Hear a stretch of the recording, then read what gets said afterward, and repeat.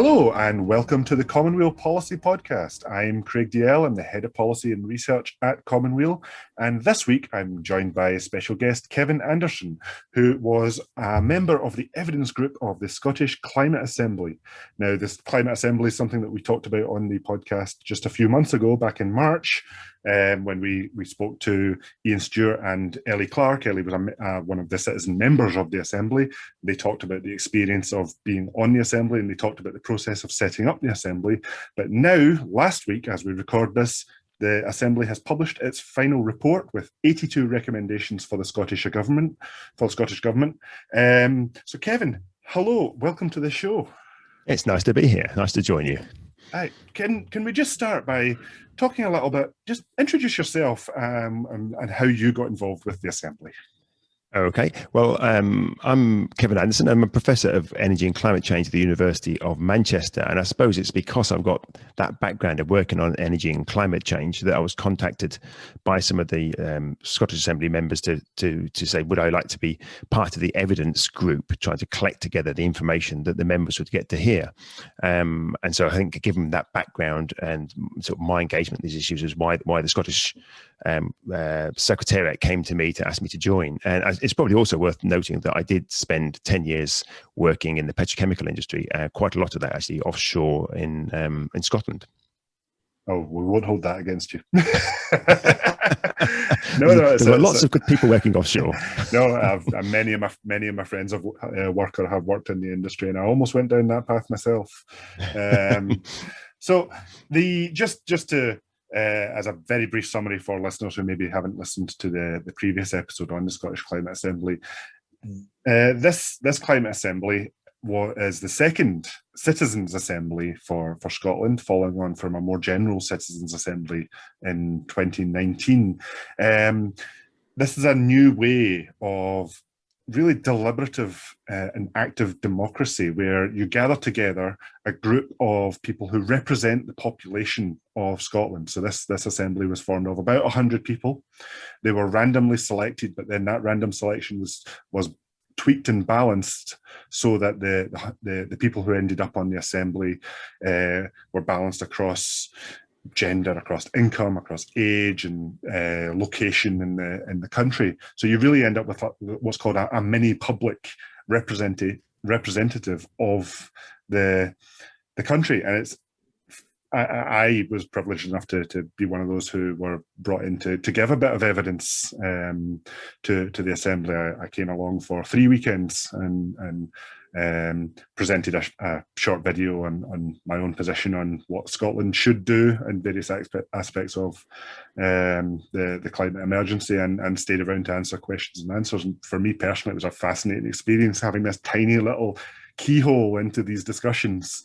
But Kevin, how did you find that process, going back from sort of gathering together the various experts in the field and throwing them at the Assembly? Well, there were two parts of this for me in terms of feeling. The first part, and I always take the view that as an academic, I have to say it as I see it. And I think probably the most challenging part for me was some of the early discussions with some of my academic colleagues about who were the appropriate people to bring in for evidence and what sort of evidence we felt was appropriate for the members to get to hear. And although we always like to think the evidence will be completely objective, of course, who you choose and so forth is an important part of painting a balanced picture. And there was quite a lot of healthy and courteous disagreement about the relevant expertise. But eventually we settled down to a sort of quite a wide cohort of people. But that was quite a challenging process, but not that dissimilar to a lot of the ongoing discussions that we have as academics. But the next part of the process, of actually getting involved with the members, was really uplifting. I suppose often as an academic, it's too easy to dismiss sort of like if you call it like lay expertise, the way that that people who aren't an expert in a field might view it. But I think it's really key that we start to listen much more, particularly on issues that are very wide ranging. So something like that, if you like, the climate change science, there's probably not a lot that the layperson can say about the actual science itself, but about what we should do about our commitments in terms of climate change and how we respond in terms of policies, and who should the policies affect, issues of fairness and all this other side of things. And they are absolutely key in understanding that sort of terrain, if you like, that sort of policy landscape.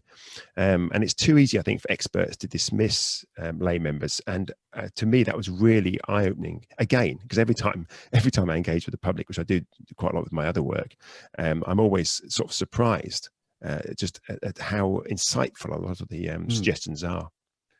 Yeah. So, how did you find the process of presenting the evidence to the Assembly in that regard? And did you find that these complex issues had to be broken down a lot, or as you say, did you find a lot of folk just came in with quite a lot of knowledge? And did you see that? How helpful was that evidence to the members? Did you see that their opinions really being formed by these presentations? Well, in the early weekends that we had with the members, I mean, a lot of the time it was really just sort of providing information for them to start to develop their own views from. Because I mean, I think the members would agree with that, with a few exceptions, that most of them had very little knowledge of the issues, and so to start with, it was a big learning curve for them. And I mean, I'm sure some people really struggled, but by and large, I was really amazed by how fast the members managed to pick up the nuances of the science, the policy landscape, the different things that we were asked to address within the Assembly. So that was really, again, quite a surprise to me at how fast people could get together, get up with information. And that was partly because the way that we'd been asked as evidence leads to make sure that our information was accessible. And then there was often a Q&A afterwards, or a discussion afterwards with the members. And then the members would go away in their own sort of little breakout groups and discuss amongst themselves with someone there to guide them as well. So the whole process in that sense worked really well for them to get a good basis from which to start to develop their views. And I'm sure people had some sort of sense of what they thought was important in relation to climate change. But you could actually see people coming up with different or being surprised by some of the information they heard, and then coming up with different suggestions as a result. So it was very much a learning process. I think a learning process for all, as much the experts as it was for the lay members. So, yeah, when we're going to talk about some of the policy recommendations in the report in a few minutes, but what can you say about the process of how those recommendations were formed and honed and then finally decided?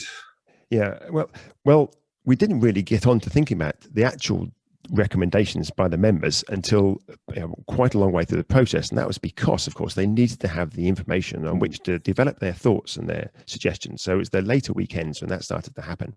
And it was quite an iterative process. They'd had all this information. They had to start to pull this together and quite quickly what came out are sort of certain themes that they would focus upon, and that was produced with some guidance with some of the secretariat members and so forth. So there were some set themes, and then people were in sort of, if you like, little expert breakout groups that would then focus on those particular themes, and they would come up with suggestions that would then go back, if you like, to plenary, to everyone else to sort of talk about and discuss, and then again they'd be honed again. So there was a sort of an iterative process of going backwards and forwards from some sort of quite generic sort of suggestions, then tightening them up a bit further, then honing them, and then revisiting them again amongst the whole group, and then honing them again until eventually comes some quite sort of specific suggestions that were really sort of aimed. These are the sorts of things that the policymakers need to seriously think about in a sort of language that's appropriate for policymakers. So it was an ongoing process. There was no sort of top down in this. It was quite an emergent process. Yeah, and was this also a good process for finding a consensus or across disagreements? Yes, but it certainly, I mean, the consensus occurred on well, you can see the recommendations on many of the recommendations. They're the ones that we tend to pull out. But I also think we mustn't forget that there's real benefit when there isn't a consensus as well. So there were lots of other really wonderful suggestions that did not make it into the final document. And these suggestions were things that there was some disagreement. But that disagreement itself is quite healthy, and I think there's actually something to be said that often disagreement occurs because maybe not enough information is there to provide some sort of sense of consensus. So I think whilst the final report is really focused on all the consensual elements that came out of that process, we mustn't dismiss the rest of it, where there's some really good suggestions that were not always popular with everyone. Yeah, I can certainly think of a few examples in other areas of policy and politics where I've been involved in a campaign that has initially started off, either from a position of having no knowledge whatsoever about it. The example I often use is universal basic income. When I first started getting involved in that, it was one of these far radical ideas that were only the wildest of dreamers ever thought about universal basic income. Well, in Scotland now, we're in a situation where the Scottish Parliament is almost united in favour of a universal basic income. There's only one party in that parliament who's against it. And that's only in the process of less than 10 years.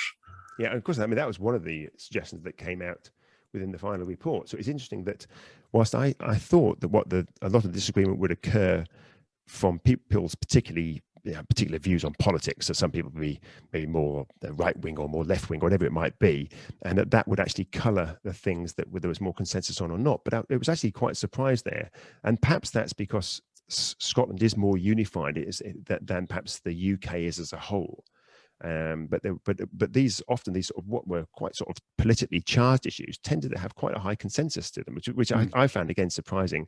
But I think that was probably more a product of being Scotland. I think probably you could have had something similar, say in perhaps something similar in Wales. But I think as the UK as a whole, you wouldn't have seen that degree of consensus emerging on what were really quite political issues. Well, maybe the scientist in me tells me that's an excuse for more citizens' assemblies so we can test that hypothesis. Well, I'm certainly, as someone who went into this process healthily skeptical about their value, I came out of it thinking, actually, I think there's real scope for more citizens' assemblies. And I think there's certain things I learned from this process about how you could perhaps in the future. But like all of this, we're in the early days of trying this as one of the tools of democracy, if you like. Yeah, and I was going to get to this a bit later, but might as well discuss it now. Is this something that you could see as becoming a regular part of democracy? Either this kind of citizens' assembly where you have a topic, or maybe something similar to the 2019 assembly where you have a more general canvassing of views. I certainly think so, but not without some reservations. There's a tendency in some in politics to try to, if you like, to sort of tailor such things to give the results that they want to hear. And I think we have to recognize there are real powers trying to do that, and that in producing something like a citizens' assembly, it's really essential that it is independent of government, it is independent of the establishment, and voices from all spectrums are allowed to be heard. And I will perhaps be a little provocative here and say I don't feel the UK Climate Assembly had that degree of autonomy. I felt that was much, much more controlled by the establishment in a particular way, which I won't go into now, but it felt very much more like that. The Scottish one, though, was not as open as I would have, as ideally I would have liked, but it was nevertheless much more open than the UK one. So I think the Scottish one was a really good example of a progression towards what citizens' assemblies should be. And as I say, as someone who's healthily sceptical about them to start off with, I think they have a real potential for us generating a much more open, engaged democracy, particularly at a time, I think, when there's a lot of disillusionment with democracy, which is sometimes misplaced. I think we're obviously unnecessarily cynical about some of our policymakers. I mean, certainly there's some many bad eggs in there, but there are also some wonderful people in politics. But I think perhaps opening up to the citizens' assemblies may actually allow us to think it was more about it being our democracy, which of course is ultimately what it is. Yeah. No disagreement there. So let's talk about the recommendations themselves. I mean, as I say, there was 82 recommendations that made it into this final report, and dozens that didn't. And I don't expect anyone to have an encyclopedic knowledge of every single policy in that report. But was there any there that you, Kevin, would caught your eye or you would like to highlight? Some of the ones on buildings, and I think this is particularly pertinent to Scotland as well, were really interesting. The idea of this, a very rapid retrofit of all Scottish households that are going to be still there in, say, 2050, and not just a sort of a light touch retrofit with a bit of draft excluder so we can tick a box in some civil servants in tray, but actually much more that, there would be deep retrofit to make sure that these properties were really good quality, and that would help eliminate fuel poverty. It was also recognised to be a huge issue, and is a particularly big issue in Scotland. And so I think retrofitting the existing houses was really important, but also that went along with ensuring that all new houses were passive house, or I think it might be passive house plus. In other words, were built to such a level where you require almost no heating in those properties. And we know how to do this. I mean, we've been doing it for years. I was recently visiting a number of houses when I was back in Sweden that had no heating for the last 14 years. Because they were passive house in Sweden. They are a cold country, so I think that this side was really important. There was and was well ahead of what the government were proposing, and I think that plays out as it provides some sort of, hopefully provides some courage to the policymakers to stand up to the incredibly conservative sort of building industry. So it's been building the same sort of what I would call pretty low quality houses for decades. And it seems very reluctant to be dragged into the 21st century and saying we need to be building properties for people that are both very low energy use and suitable for a changing climate as well. And so I mean, hopefully these recommendations can really help the policymakers drive some policy agenda that will deliver much better properties within Scotland.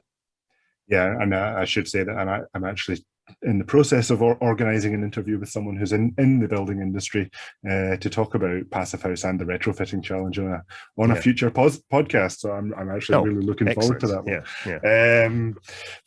For me, one of the ones that really popped out was, there was two. Then I'm a bit biased because there were two topics that I spoke about when I was giving evidence, but I was so encouraged to see the ideas be adopted as enthusiastically as there were. One was for community tool libraries, where instead of having to buy power tools that then just sit in a shed or sit in a drawer for years not being used, we can just go down and borrow one whenever we need it. And the one thing that really caught my eye in the report was that the Assembly generalised that issue, not just tools, but a much broader selection of resources and goods and services that right now we often buy but don't use at their full capacity, so that therefore should maybe consider looking at borrowing or leasing instead. Yeah, I mean, I agree. That was really important. And I think that came out more widely in that whilst the members were asked really to look at issues to do with climate change, and this was to their real credit here, they saw climate change as just as one of a suite of other challenges, environmental challenges, sustainability challenges, but also issues of fairness and ethics within Scotland. And I thought that was really interesting because they weren't pushed in that direction, but that's one that very clearly emerged. So things like tool libraries, you wouldn't immediately think that has a very strong climate change implication, but it actually does when you start to think of the materials in making these tools. But I think even more importantly, it's something that fosters an attitude of sharing and an attitude of community, which sometimes means we can actually be much, much lower emissions. So I think it's not just, again, it's not the individual policies, but the sort of collective mindset that was behind those policies and emerged through this process that I see as key in changing the dialogue and the way that we look at these issues. Yeah. Well, to just give a very rough example of how that can affect things in terms of materials, if you've got 10 folk all buying a cheap power drill, but instead they can each go to the tool library and borrow one really high quality professional grade power tool, everybody gets better power tools, but the power tool industry drops by 90% because you only need to build one instead of 10. Yes, I mean, I've seen this in part as a keen cyclist. I spend a lot of time. I actually work at a Swedish university as well, and there's a lot of places over there where you have these. You can go in with your bicycle, and there's all the tools there to fix and repair your bike, including someone that can help you with it as well. So rather than everyone having their own little sort of bike workshop at home, you can just go into your local one in the middle of town. So you see that process actually at work there. So I'm all in favour of that. And perhaps, and it wasn't pulled out a lot within the recommendations here, but even you can imagine extending that to things like cars.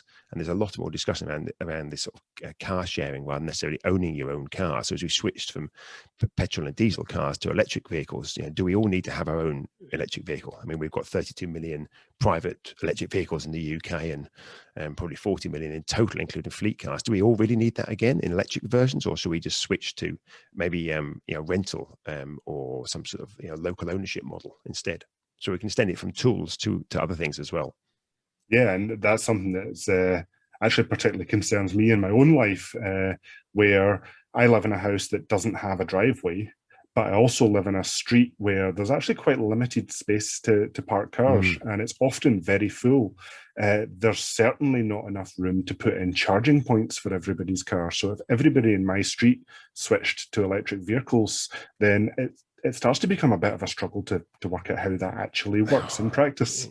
Yeah, I mean, this is a pet subject of mine, which was brought up to some extent in the assembly, but it's just that now we've got this opportunity to rethink our transport system. Should we really switch from a whole load of petrol and diesel cars in a queue, trundling along at 4 or 5 miles an hour to get people into work, or should we switch from that to electric vehicles, all in a queue, trundling along at 4 to 5 miles an hour, or should we use this opportunity to rethink what transport in our urban and city and town environments should look like? And of course, we should be rethinking it. Sadly, at the moment, our policymakers are not doing that. Yeah. I mean, I have been in discussions about, and with various levels of Scottish politics, especially at the local authority level, where you start to see these discussions happening. You start to see them talking to the kind of people who are giving them these kind of ideas, but you're still seeing it happening in a very fragmented process where people might say the right things and they might talk to some of the right people, but you're still not seeing that grand overarching strategy. And even with the willingness to do something, not necessarily the willingness to do that specific thing that needs to be done. There's still a bit of a gap there. There is indeed. I mean, it was actually interesting seeing some of the members' recommendations on things like an Oyster card for Scotland and having integrated rail as, I mean, it's easy to say integrated rail, but I mean, integrated transport has been this great myth in the UK for all of my life. We still don't have it.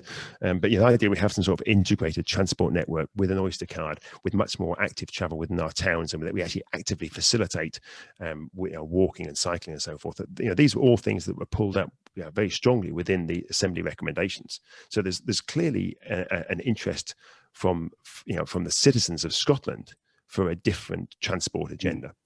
Do you think that is possibly what the big benefit of this assembly will be, in demonstrating that willingness from the public almost gives the politicians permission to do these things? That is really key in this, is that what this has done is it's allowed the public to say, we're prepared to consider these things, so why aren't you considering them? And that gives the policymakers the courage to start to come up with things that are different to the business as usual, which is really what most policymakers seem to typically do, incremental adjustments to business as usual.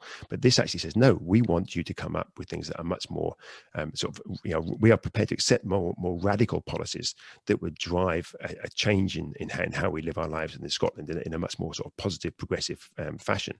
And this does give that courage to, or helps give that courage to, the policymakers. So yes, I'm really hoping that is the case. And perhaps, again, like you were saying before, we have more of these. You can imagine them focusing in, say, on transport. So you can have a citizens' assembly that actually focused in on the transport issues within Scotland, and obviously which are very different between the rural environments, and particularly Scotland with all the Highland and Island communities, and the city and urban environments. So that kind of segues us into really the last question and that I have to ask you today is, what happens to the report now? It's now been published. Where does it go from here? Well, we're now waiting for the Scottish Government's response to the report, and hopefully that will come before the big international negotiation this year that's been held in Glasgow, which probably everyone hopefully is familiar with, the COP process, as they call it. So. Yeah. Hopefully we'll get a response from the Scottish Government, and it won't just be something that's nicely produced and glossy, but will actually be a response that is thoughtful as the members' efforts were in putting together this report. So that's what we're waiting for next, and let's hope that the excellent report from the members does provide the policymakers with a bit of courage here to move forward, and not least, I think one area we haven't touched on, just to make sure we don't leave that elephant in the room, is what we're going to do with Scotland's that the UK would like to think it belongs to the UK, but with Scotland's oil and gas industry, that is a real challenge, and one that Scotland has really got to grapple with. And there was, the members did talk about the idea about the rapid shift away from fossil fuels, from oil and gas, but that this has to be done in a just and fair way. And so I think that's a really important key issue that the Scottish government cannot ignore. Yeah, I mean, Common Weal is a member of the Just Transition Partnership up here in Scotland, where we've been advising and feeding into the discussions around how that transition takes place. Because one thing Scotland has certainly learned from our own history is from things like deindustrialisation and the decline of the coal industry, is that a lot of communities who relied on those sectors have in the past simply been abandoned, and that cannot happen again. No.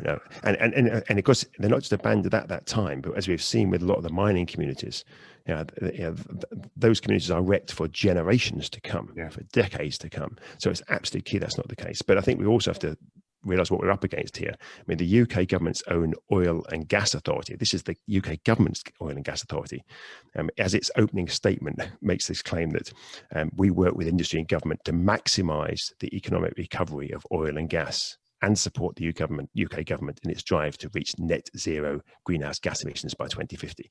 I mean, that is an oxymoron if ever you saw one. They're completely incompatible. And the Scottish government is going to have to tackle that if it's going to be serious about climate change. Yeah, at some point the planet stops caring about your profit margins. It does, and again, that's a wonderful thing about this report from the members. I mean, they kept pointing out that that welfare, well-being, and so forth has to go alongside, and sometimes even trump issues to do with profit.